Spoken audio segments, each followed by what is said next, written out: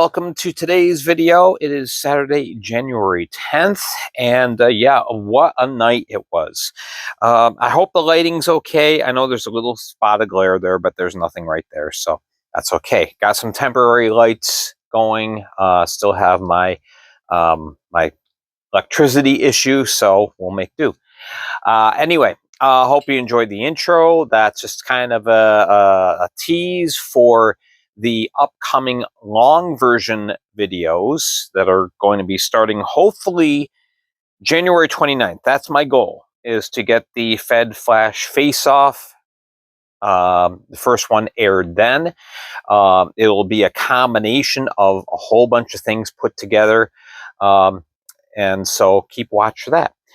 All right, so we got to talk about the big news first of all. Yeah, Johnny Ruiz, 200 goals. Now, when you see all the stats of players in the NHL, you know, it doesn't sound like that big of a deal, 200 goals. But remember, in the Fed, you only play 56 games. Most players who play in the Fed are in for 5 or 6 years max. Okay, you have a couple of exceptions, like Matt Graham, for example. But for the most part, you got, you know, it's a butterfly's life in the Fed. You know, very, very quick. You're here and then you're gone. So 200 goals is a huge deal. And Johnny Ruiz becomes only the 5th player to reach that milestone in the FPHL. So congratulations, Johnny Ruiz. I had not watched most of this game, and I tuned in with about 4 minutes remaining in the third period, and caught from there on out. So I was able to see the goal, and yeah, a great celebration. And of course, you got the photo of the end of game celebration with the keg. Yeah, Johnny wasn't gonna pick it up, but yeah, everyone was like, "You're the guy." So congratulations once again to Johnny Ruiz. That is a momentous occasion. This would be about equivalent to an NHL player scoring his 500th. All right, this is really huge, and just so glad to see Johnny get this. He's one of the great ambassadors for the FPHL. Just a wonderful player, and yeah, he ends up helping Danbury overcome a deficit and get the win in overtime.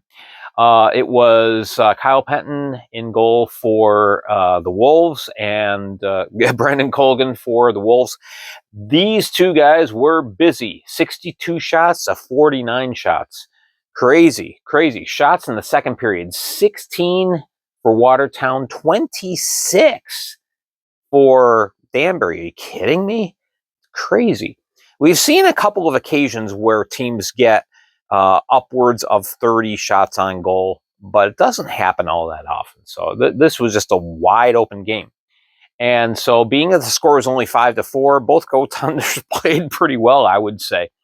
So anyway, it's 4-3 Watertown. We're getting late in the third. Johnny Ruiz scores from Ovechkin's office with 19 seconds left to tie things up. Of course, there's the big celebration. You got to take a few minutes for that because, again, I mean, my goodness. So then we get into overtime, and it's all Danbury. And finally, on a 2-on-1 break, it's Eli Rivers putting a nifty little backhand, a little juke in the backhand past Colgan at the 2:10 mark of overtime. And Danbury gets the extra point. They are now 11-15-3. Watertown 10-15-3. For a game that I didn't watch, I know I talked a lot about that, but again, you got to give props. All right, the other overtime game that I did not watch, Dustin Giseau. He had himself a game. It's been a little bit of time since we've seen a performance like this on this level from Giseau. In the time that he was with the PD Ice Cats this year, he was setting up plays, but he was not putting pucks in the net. I believe he only had 2 goals in this whole time with PD. So yeah, 3 goals in this game, including the game-tying goal. Again, Bobcats were down 4-3. Just gets the tying goal late in the third, and then 1:57 in overtime. He completes his hat trick. And so Blue Ridge Bobcats get a very needed win. Things are really tight with the Wolves, the hat tricks, and the Bobcats in the standings. The Bobcats really, really needed a win, and they get it 5-4, outshooting the Columbus River Dragons 43-31. Cody Wickline, not a bad night for himself, 4 assists, so not bad. Wickline had 4 assists. Storjahan had 3 assists. Tyler Barrow also had a hat trick. So there was a few players that just picked up the mantle and ran with it and played very, very well. So Anthony Schrum, he gets the win at 27 saves on the night, and Babin comes up on the short end, 38 saves. Quite a performance. So those were 2 of the 3 overtime games, because we also had another one. But let's talk about Athens and what they did. They just blew it wide open, and it was at 1.5-1. PD tried to hang in there and hang even, but that's tough to do against Athens. Only 4 teams have managed to beat Athens this year, so that lets you know how difficult it is to play on their level. But yeah, it's a 7-3 win. Joe Mack, he had a really hot week last week. He had a hat trick last week, and then he had 2 more goals last night, excuse me. Dominic Dumas, he had a hattie. We had like 3 hat tricks last night. Yeah, I guess, because I didn't even write Tyler Barrows on there. Houston Wilson, he gets 2 goals, including a shorthanded goal in the second period. It was, I'm on the wrong page now. It was, like I said, 5-1 at one point before PD kind of started finding an even keel, but by then it was too late. Rough night for Matt Sales. He let 7 go by, 27 saves. Carter McPhail, in his first start back from his second ECHL stint with the Greenville Swamp Rabbits, he saves 33 of 36 and gets the win. This was the odd thing. Usually you have a power play goal somewhere in the mix. Well, there was one, but that belonged to PD. All the goals that Athens scored were on the 5-on-5, and they had 2 different opportunities to score on a 5-on-3 advantage. Didn't happen. So it looks like, if you want to say that, it looks like the special teams are getting a little bit better with PD. They struggled for a while after a really hot start. It seems like they're starting to get their mojo back with their penalty kill. So, but nonetheless, they do fall. They're now 10-14-3. Tied still for that 4th and final playoff position in the Continental Division, while Athens, they creep up just a little bit closer to the division-leading Monroe Moccasins. They are now 23-4-0. Good crowd on hand for that game. In Winston-Salem, I don't know what it is about Twin Cities, but you go back over the last 5 times that these 2 teams have played. That includes playoffs as well as a regular season. And I'll make it 6. Last 6 times. Binghamton's won 9 in a row between these 2 teams, but it always seems to be really close. This was a 2-1 affair until right at the end, when Dan Stone gets an empty net goal with just 42 seconds left. You're down 2-1. You're playing well against the defending champs. You got to pull the goalie. it just, it wasn't meant to be. And so Binghamton, 3-1 win. Another close affair between these two teams. So that's what really makes the win streak by the Black Bears kind of odd, because there hasn't been a single occurrence, again, in the last 6 times that these two teams have played, that Binghamton's gone in and blown out the Thunderbirds. It hasn't happened. The Thunderbirds, they pick up their game anytime they're playing against Binghamton. So, yeah, very close affair. I kind of expected that. I think it's going to be pretty much the same tonight when the two teams re-meet, if that's a word. Binghamton, individual goals by Nick Swain, Garrett Sargis, and of course Dan Stone. For the Thunderbirds, it was Michael Kochis getting his first. And that was on the power play as well. So there you go. Shots were 43-33, so fairly wide open, but not excessively so. Again, both teams played very well. Both Dominic Tomei, reigning goaltender of the month, and Boris Babic played very well. Babic saves 40 out of 42. Not a bad night. Tomei stops 32. Just the one gets by him. And there you go. Binghamton 26-3-0. And the Thunderbirds 11-14-1 again. PD and Twin City still tied. All right, let's go down to this game. And I'm going to come back to this game because this was actually the last one that finished on the night. So let's go to Topeka versus Biloxi, because Biloxi deserves a little bit of credit. They found their offense. And that's really saying something. They've lost Yevdokimov. They've lost Henry. Right now, you have Conway on the IR. Their big 3 scorers are either not with the team or on the shelf. And they just exploded. 5 goals in the first period. It was really something to see. As soon as I can see my notes. We had goals by Davidson. You had Lucchesi. The first period was very weird. Lucchesi and Davidson scored on 5-on-5. And then there was a penalty to the Topeka Scarecrows. I believe it was Chichu. I didn't write down the penalty. But anyway, man the box. And promptly, very quickly, Topeka scores twice shorthanded. It's Cameron Clark scoring first, just like 5 seconds in.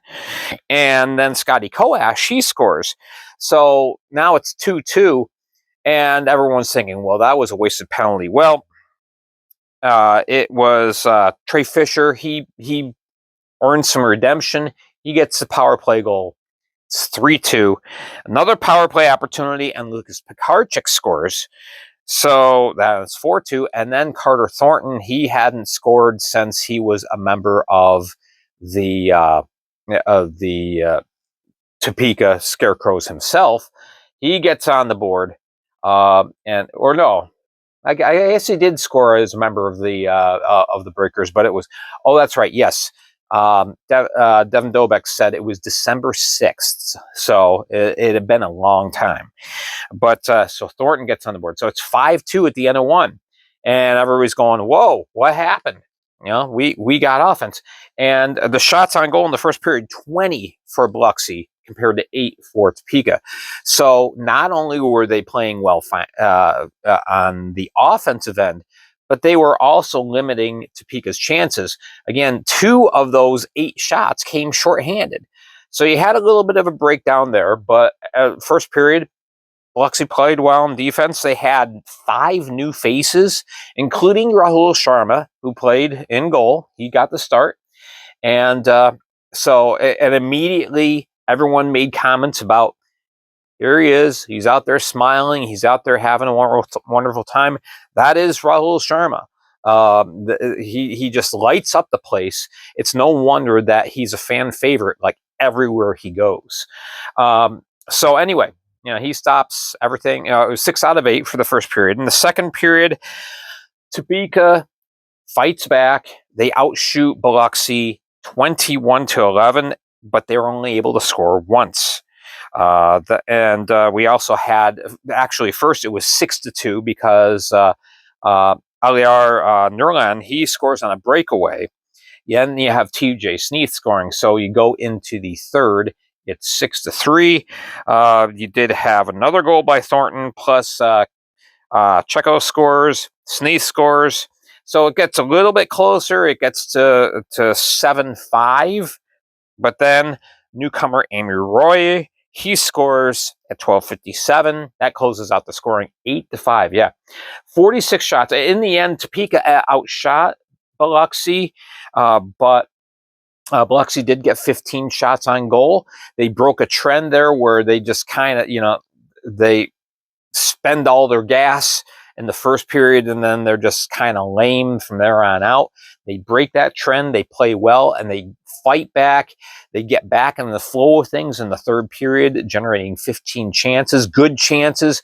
Man, Daniil Brizgalov, I think that's the roughest night he's had. Not only does he give up the 8 goals, but he was very, very busy, facing 46 shots, as was Raul Sharma, facing 48. He saves 43 and gets the win. And again, the place lights up. It's too bad that there was such a small crowd on hand last night. I know the weather was bad down in the Gulf Coast. The crowd wasn't, by Monroe standards, great either there, but there were a lot of bad weather, kept a lot of people away from the arenas down south. And I understand that you want to be safe. Hopefully tonight the weather will be better and more fans will get out. But yeah, Biloxi now 6-20-1. They're still in last place, but they gain a couple points. They're a little closer, pulling out of the basement. Topeka 16-9-0. And then the final game that we're going to talk about, Monroe. This game ended up being unexpectedly competitive, despite the disparity in the shots, 45-21. The Zydeco were bend but don't break, particularly Connor Green.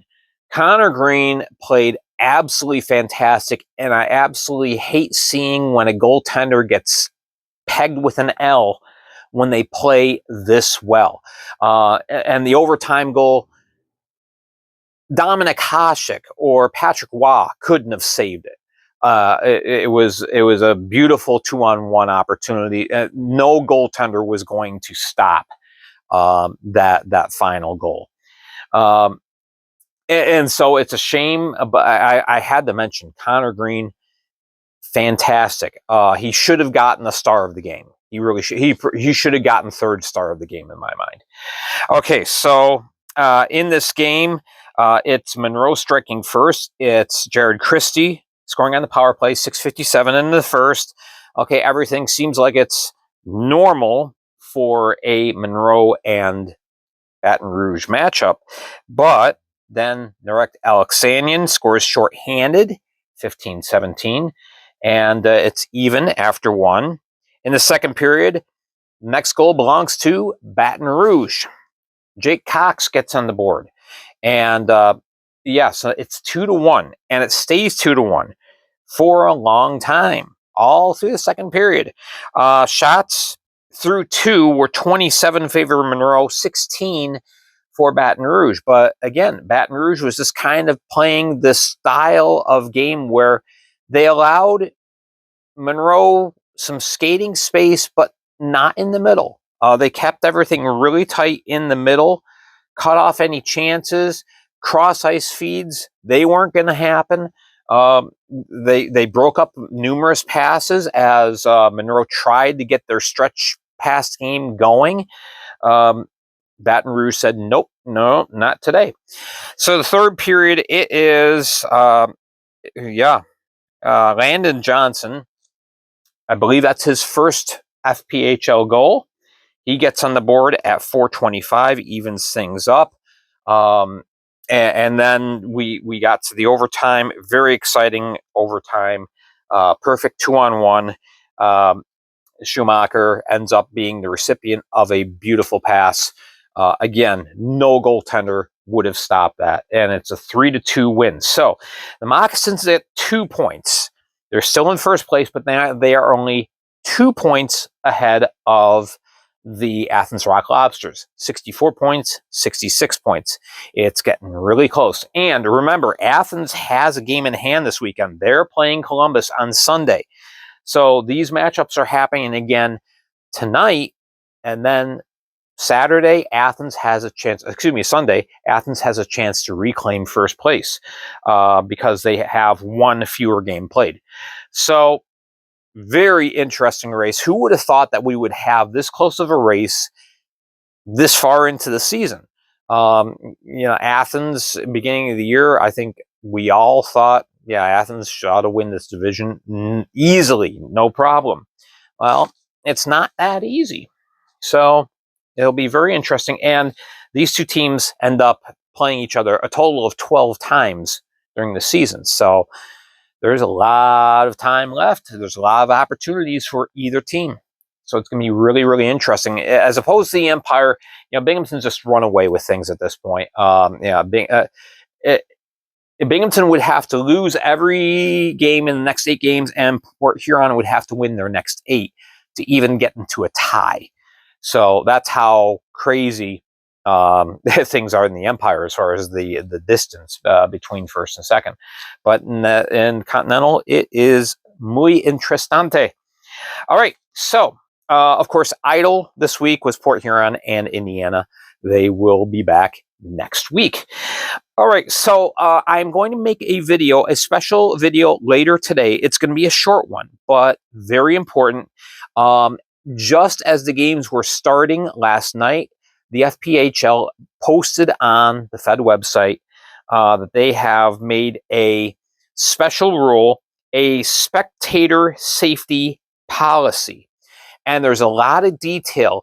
Basically, I'm going to read the details of this from the rule. It's become an amendment to the FPHL rulebook for this year. And I want to go over some things because it's very interesting. This all stems from the incident that happened with Levac